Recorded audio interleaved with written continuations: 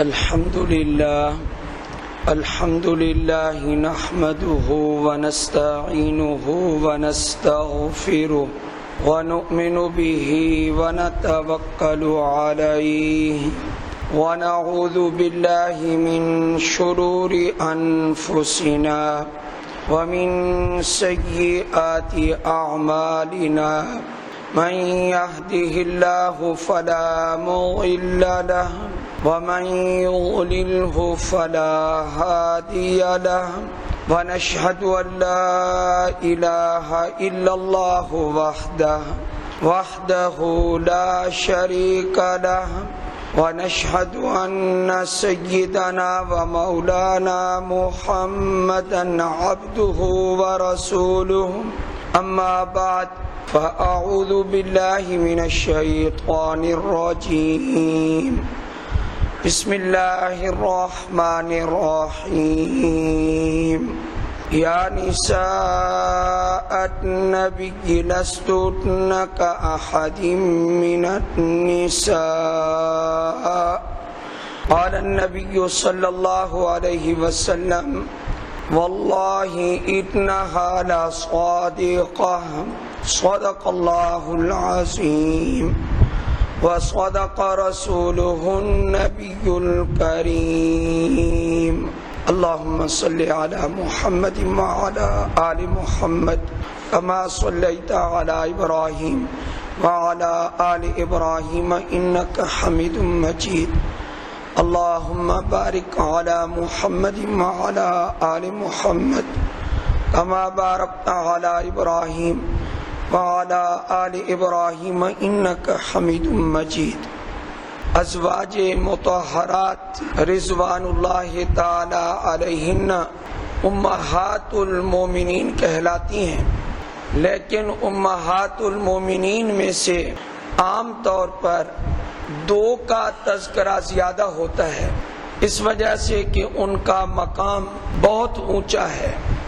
حضرت ام المومنین عائشہ الصدیقہ رضی اللہ تعالی عنہا، ان کا ذکر بہت زیادہ ہوتا ہے اور ہونا چاہیے، اور حضرت خدیجہ الکبریٰ ام المومنین رضی اللہ تعالی عنہا کا ذکر خیر بہت ہوتا ہے۔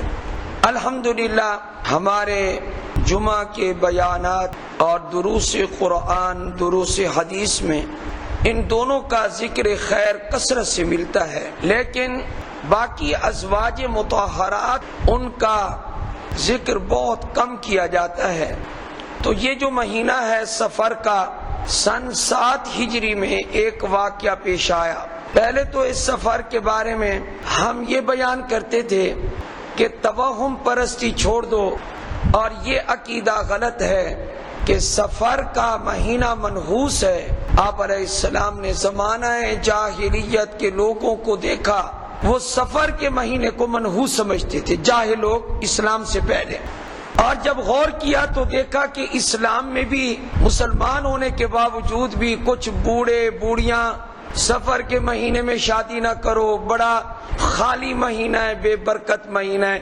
یہ توہم پرستی مسلمانوں کے اندر بھی موجود ہے، اور بعض اس حد تک آگے نکل جاتے ہیں، کالے کالے چنے ابالو، ان کو تقسیم کرو، کالی کالی مصیبتیں بھگاؤ۔ ایسی بکواسات ہیں جن کا اسلام سے کوئی دور کا بھی تعلق نہیں ہے۔ پتہ نہیں کن لوگوں نے اس راستے پہ مسلمانوں کو لگا دیا۔ چنے بھی کالے ہوں، کیوں بھائی؟ بڑی گہری کالی مصیبتیں اترتی ہیں۔ اس مہینے میں اگر کسی کو بخار ہو جائے تو کہتی ہیں یہ سفر کا مہینہ ہے، تو نے کالے چنے ابال کے تقسیم کیے، اس وجہ سے تو گھر میں بخار ہے۔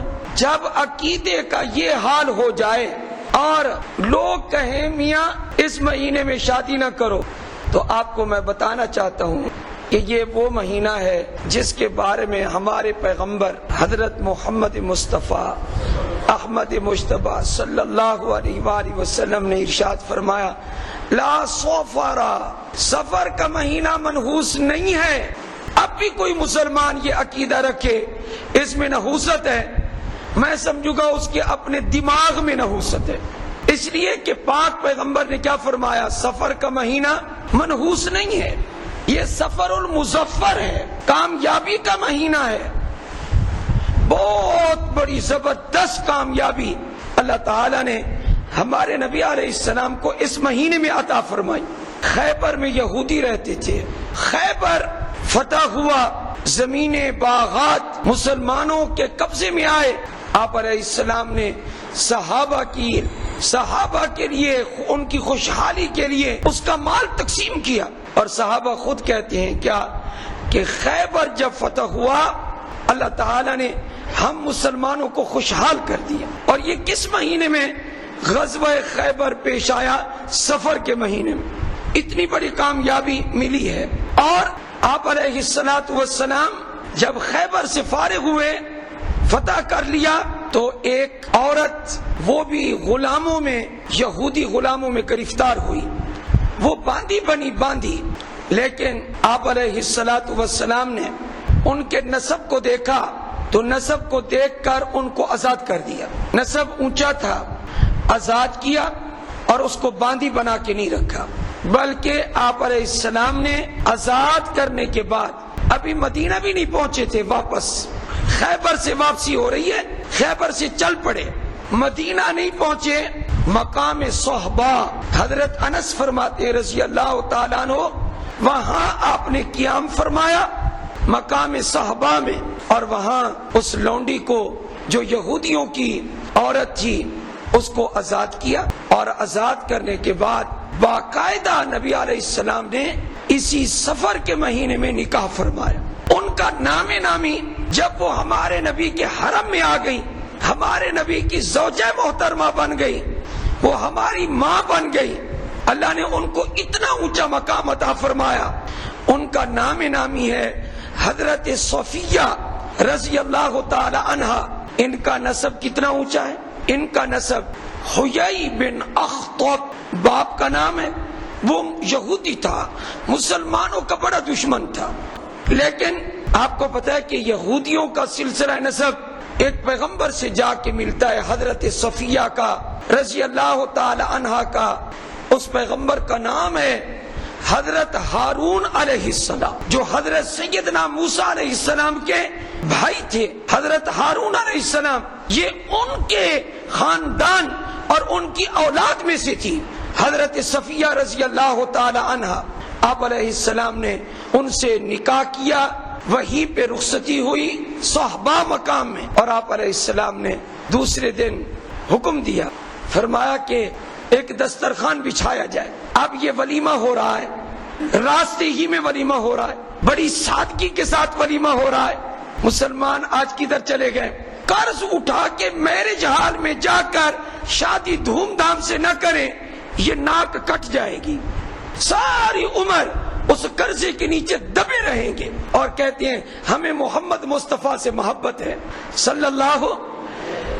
لیکن جب ولیمہ کرنا ہو مصطفیٰ کی سنت یاد نہیں رہتی، دو مقام پہ نہیں رہتی، فوت کی ہو جائے سارے رواج کریں گے، تیجا کریں گے، اور 10واں کریں گے، 40واں کریں گے، برسیاں کریں گے، قرضے اٹھا کے کریں گے، وراثت تقسیم نہیں کریں گے، یتیموں کا حق ماریں گے، سارے کام کریں گے۔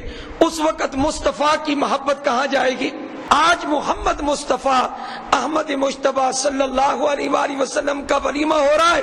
حضرت انس فرماتے، بخاری مسلم کی روایت، فرمایا آپ نے حکم دیا دسترخوان بچھاؤ۔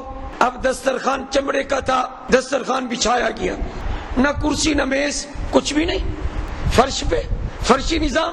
آج تو جب تک سرخ قالین نہ بچھایا جائے ولیمہ ہی نہیں ہو، سرخ قالین ہو، اور دولت کا اظہار جب تک نہ ہو، نمائش نہ ہو، مسلمان عمل کے اعتبار سے تو ختم ہو۔ حضور کی یہ سنت، کہاں دسترخوان لگ رہا ہے؟ جی زمین، ایک کرسی نہیں، ایک میز نہیں، کچھ بھی نہیں ہے۔ اور یہ ولیمہ کس کا ہے؟ ساری کائنات اس کی جوتی پہ قربان۔ یہ ولیمہ کس ہستی کا ولیمہ ہے؟ اللہ اکبر کبیرہ، جس پر ابو بکر بھی فدا ہے، عمر بھی فدا ہے رضی اللہ تعالیٰ عنہ۔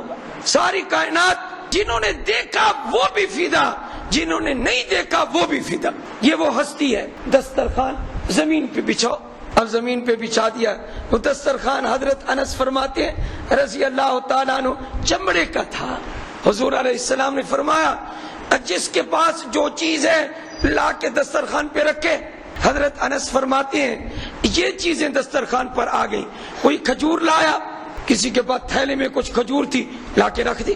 کوئی پنیر لایا, کوئی ستو لایا, اور کسی کے پاس تھوڑا بہت گھی بچا ہوا تھا وہ گھی لایا. یہ 4 چیزیں لا کے دسترخوان پہ رکھ دی. کھجور, پنیر, ستو, دسترخوان پر گھی, یہ 4 چیزیں رکھی گئیں. اور جب سب نے اکٹھی کر کے وہ چیزیں دسترخوان پہ رکھ دی, آپ نے صحابہ کو فرمایا بسم اللہ پڑھو اور کھانا شروع کرو. یہ محمد کا ولیمہ ہے صلی اللہ علیہ وآلہ وسلم. اس کائنات کا ولیمہ ہے جس کو میرے رب نے عرش پہ بلایا. یہ سید الکائنات کا ولیمہ, محمد مصطفیٰ خاتم النبیین کا ولیمہ ہے. ہم کدھر عزت ڈھونڈ رہے ہیں؟ اور آپ جتنا بڑا میرج ہال, جتنا بڑا پیسہ خرچ کر لیں, آپ سے لوگ راضی پھر بھی نہیں ہوں گے. یہ میں آپ کو کہہ رہا ہوں. اس لیے زندگی کا محور بنا لیں. کیا اللہ اور اللہ کے رسول کو راضی کرنا ہے, کوئی راضی ہو یا نہ, یہ اس زندگی میں سکون ہے. یہ ہے اصل زندگی. آپ علیہ الصلوۃ والسلام نے سادگی سے ولیمہ کیا. اور یہ صفیہ اب صفیہ نہ رہی, یہ صفیہ محمد کی زوجہ بن گئی صلی اللہ. یہ صفیہ نہ رہی بلکہ یہ صفیہ امہات المومنین میں شامل ہو گئی. یہ صفیہ مومنین کی ماں بن گئی, ہم سب کی روحانی ماں بن گئی.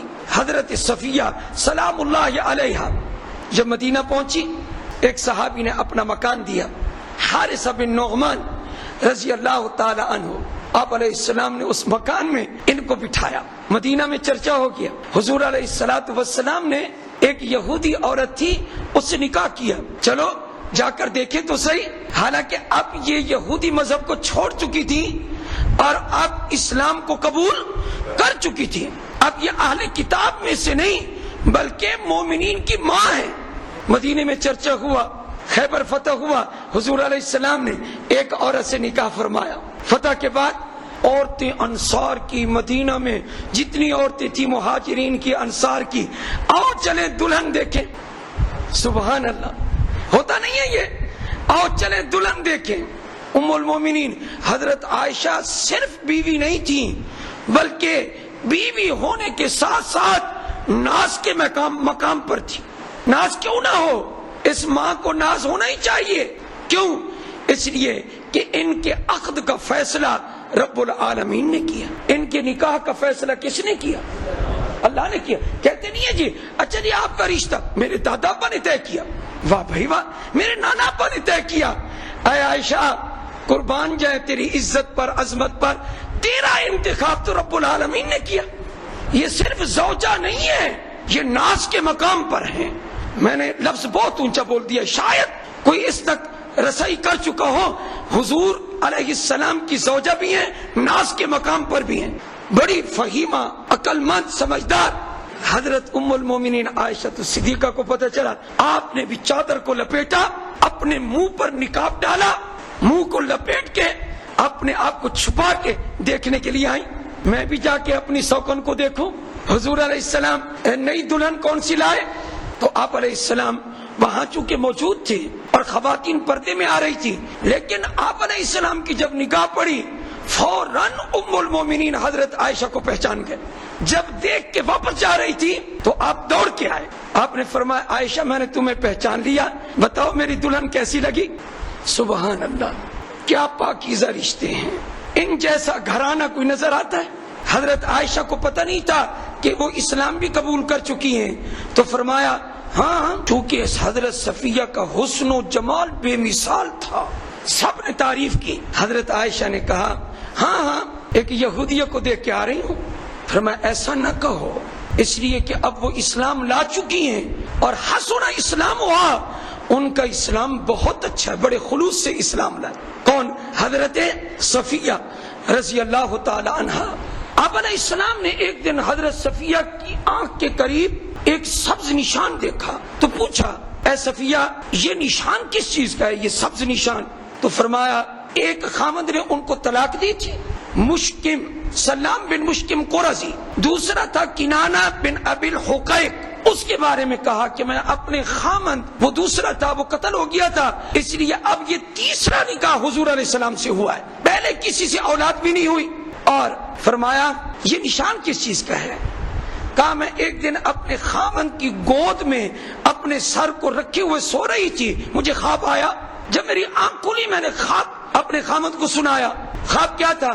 آسمان سے چاند ٹوٹا اور میری گود میں آ کے گر گیا، آسمان سے چاند ٹوٹا میری گود میں آ کے گر گیا۔ وہ خامد چونکہ یہودی تھا، کتابیں پڑھا ہوا تھا، تورات یہ پڑھے ہوئے تھے، یہ لوگ تعبیر بھی جانتے تھے۔ کہا اس نے میرا خواب سنا، مجھے تو خیال تک بھی نہیں تھا کہ کیا حالات پیش آنے والے ہیں، اس نے میرا خواب سنا اور مجھے زور سے تھپڑ مارا، یہ اس کا نشان ہے۔ اور اس نے کہا اچھا یثرب کے بادشاہ کی تمنا کرتی ہو؟ وہ یثرب کا بادشاہ کون تھا؟ محمد مصطفیٰ تھا صلی اللہ، تو یہ چاہتی ہے تیرا نکاح وہاں ہو جائے گا؟ کہا مجھے تو کوئی خواب و خیال بھی نہیں تھا، اور یہ خواب سچ نکلا کہ آسمان سے ٹوٹ کر چاند میری گود میں آنے والا وہ محمد مصطفیٰ ہے صلی اللہ علیہ وآلہ وسلم۔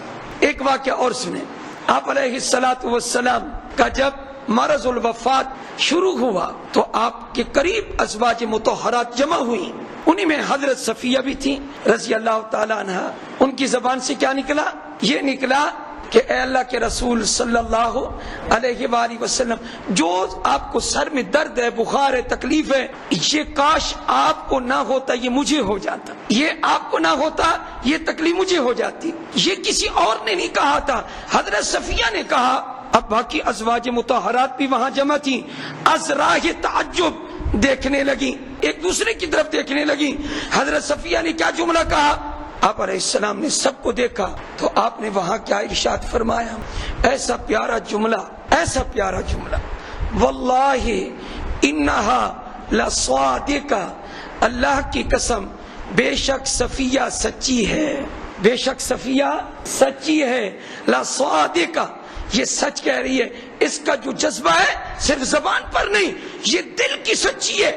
کوئی شک نہ کرے اس کے جملے پر کہ یہ صرف زبانی جمع خرچ کر رہی ہے، نہ، جو جذبات ہیں وہ یہ اس کی زبان پر ہے۔ اور تمام ازواج مطہرات کا یہی حال تھا، جو دل میں ہوتا وہی زبان پہ ہوتا تھا۔ یہ تمام ازواج مطہرات کی صفت ہے۔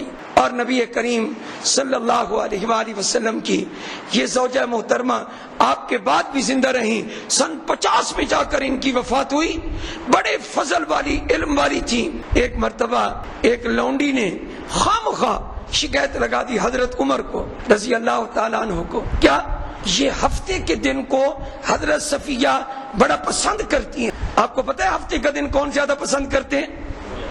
یہودی۔ اور اتوار کے دن کو کون پسند کرتے ہیں؟ عیسائی۔ ہماری چھٹی جو ہے عیسائیوں کے مطابق ہو رہی ہے۔ اے مسلمانوں، ہمارا اپنا کچھ نہیں رہا، ہم ان کے تابع ہو گئے، غیروں کے۔ آپ کہیں گے مولوی صاحب آپ کو عالمی حالات کا تو پتہ ہے نہیں، مجبوریاں ہیں، تو ہماری بھی مجبوریاں نا حق بیان کرنا۔ آج اسلامی جمعہ ہے، جمعہ والے دن، اور اتوار کو کہتا ہوں آج انگریزی جمعہ ہے۔ تو میں عرض کر رہا ہوں کہ لونڈی نے کہہ دیا، باندی نے کہہ دیا، یہ ہفتے کے دن کو بڑا محبوب رکھتی ہیں، اور یہودی لوگوں کو ان کے گھر حسن سلوک کے لیے کچھ نہ کچھ بھیجتی رہتی ہیں۔ حضرت صفیہ یہ کام کر رہی ہیں، حضرت عمر کہاں چپ ہونے والے تھے، پیغام بھیج دیا، ام المومنین آپ کے بارے میں 2 باتیں پہنچی ہیں۔ نمبر 1، آپ ہفتے کے دن کو بہت محبوب رکھتی ہیں۔ نمبر 2، آپ یہودیوں کے گھر میں چیزیں بھیجتی ہیں، آپ ان کے ساتھ حسن سلوک کرتی ہیں۔ اس کا جواب چاہیے، اس لیے کہ میں امیر المومنین ہوں، اور اس وقت تفتیش کرنا اور حالات کو سنوارنا اور خبر گیری کرنا میری ذمہ داری ہے، آپ اس کا جواب دیں۔ ام المومنین نے جواب دیا، ہفتے والی بات بالکل غلط ہے، جب سے اللہ نے اسلام دیا میں نے جمعہ کو محبوب رکھا، ہفتے کو محبوب نہیں رکھا، یہ بالکل بات غلط ہے۔